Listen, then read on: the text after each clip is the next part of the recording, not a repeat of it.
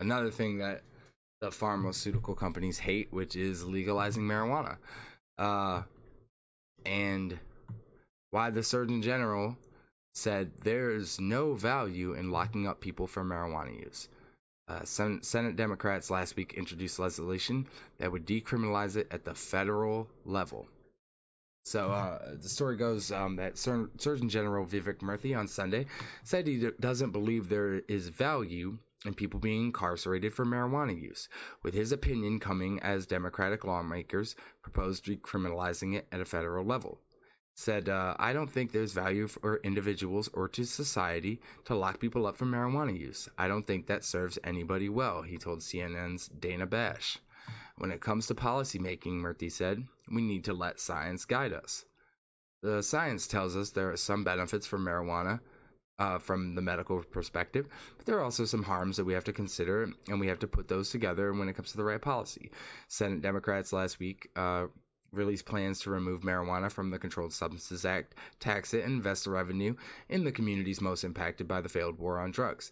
The waste of human resources because of the historic overcriminalization of marijuana has been one of the great historic wrongs of the last decade, Senate Majority Leader Chuck Schumer of New York, one of the bill's sponsors, said at a news conference.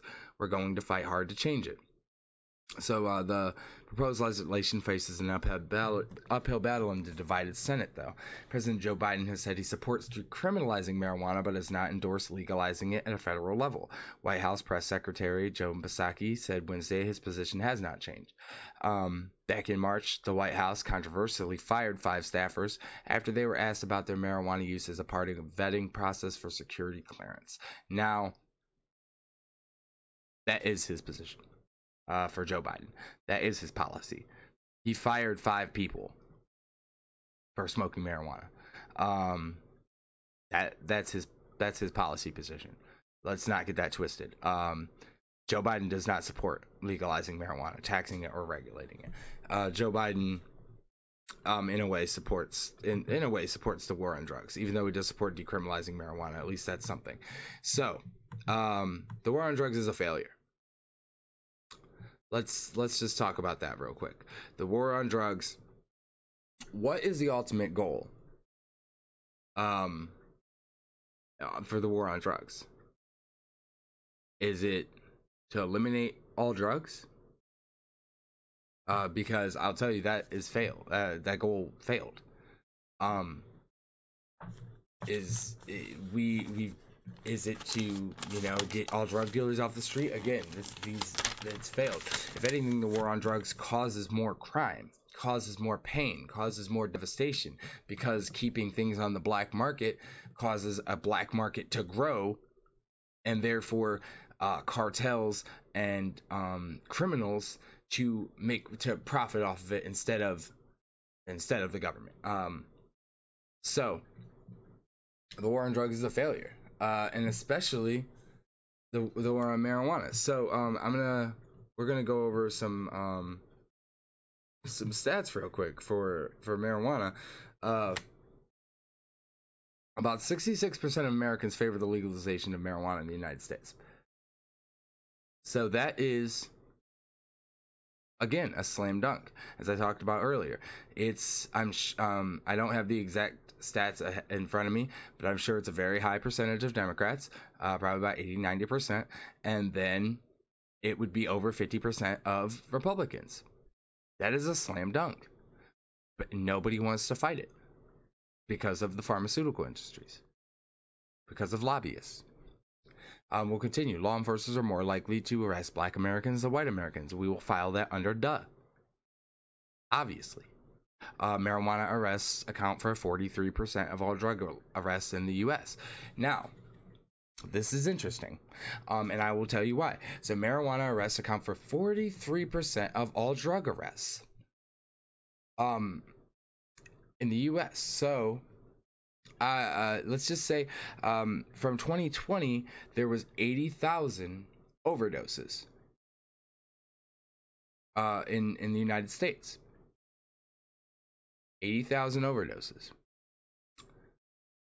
How many of those overdoses were from marijuana? Well, if you don't know, It's zero. There's never been one. There's never been a marijuana overdose. Not that there isn't problems with smoking marijuana, and addiction being one of them, but a marijuana overdose has never, ever, ever happened. So there's 80,000 deaths from drugs, and 0% of them were from marijuana. But out of 43% of the drug arrests were from marijuana. Makes a lot of sense. We'll go to the next one. The U.S. makes 600,000 marijuana arrests on average every year. 600,000 arrests, and being at the moment there's 40,000 people incarcerated for marijuana. While some states there are people serving life for marijuana, while some states you can go and buy it on the street corner. We'll go with the next. Law enforcers arrest approximately 2 individuals per minute for drug possession. And you could see 2 individuals per minute. All of that. See, all these before us were, the marijuana. We're talking about, but then when you talk about the amount of arrests, we're talking about wasting time. So first, we're talking about hurting people for no reason. And we're talking about wasting time. Now these last two, the U.S. spends $3.6 billion on marijuana arrests every year, and a marijuana conviction can cost a felon from $2,000 to $20,000 in defense. As someone who's been charged with marijuana possession, a lot of times it is the case.